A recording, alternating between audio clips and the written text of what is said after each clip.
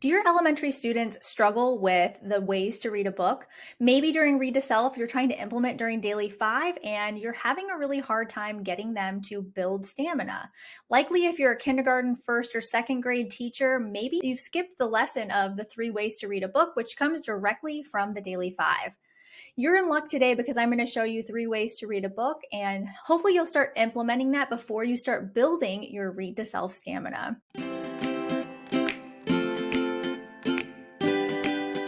Hi, I'm Molly, and I'm a fifth grade teacher who helps elementary teachers just like you learn how to use the Daily 5 method so that you can get to all of your reading groups. And today I want to share with you a quick lesson on how to teach the kids how to hold the book, look at the book, read the book during Read to Self. This is the building block step. So you really can't skip it.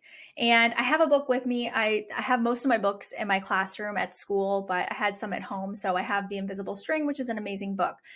So one of the first parts of 3 ways to read a book is we show students explicitly how to read the pictures. So I, as the teacher, am going to look at the book and I'm going to, one page at a time, hold up and show them the pictures. And I'm going to tell them I'm not reading the words. I'm just going to look at the pictures and tell myself the story. So for example, on this page, I would hold this up and I would say, without looking at the words, 2 kids are sleeping and they're totally asleep for the day and they need to probably get up for school. Just showing them that they don't have to know all the words. So then when I go through every single picture, and I mean, you need to model this, good teachers model, right? So I'm going to go through every single picture. Then I'm going to show them the second way, which is read the words. And I'm going to emphasize to my students that, yes, some of you are going to know the words. But visual learning is so much better. Well, guess what?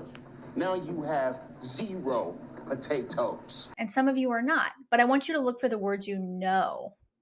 So then I might show them, okay, on this page, I know the word go and I know the word us.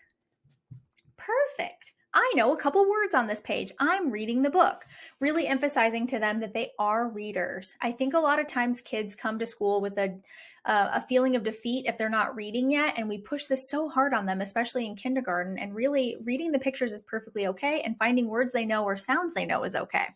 So the first part is the read the pictures, read the words. The third part is so important and it's called retell the story. So then I'm going to read all the words to them and then I'm going to put the book down and I'm going to retell the story. I'm going to just tell myself, like going back through the pictures, that I would tell them that they can look at the pictures and just retell what happened in the book. The retell is a really key part. And this system really does show, especially our kindergarten and our first grade readers, that they can read and they can build reading stamina. If you don't teach this step, then you're going to have kids off task. And oftentimes it's really hard to get to the 15-minute mark of building your read to self stamina if you can't get kids to do this step.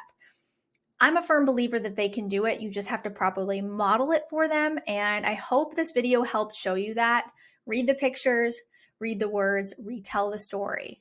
And inside of my TPT store, I actually have a poster, and I think it's free, that has read the words, read the pictures, retell the story. And you can print that off and just have it up when you're doing this lesson, or you can put it on butcher paper or an anchor chart paper if that's how you like to do it.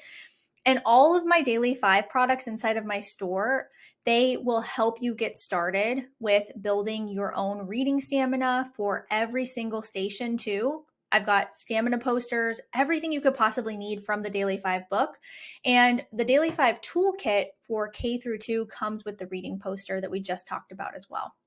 So let me know what questions you have about 3 ways to read a book. If you have a better way of doing it, I'd love to know in the comments below. Share this with a teacher friend who's trying to implement the Daily 5, and stay tuned because I'm going to do a whole Daily 5 series for the next couple months. Thanks so much for being here, and I'll see you next time.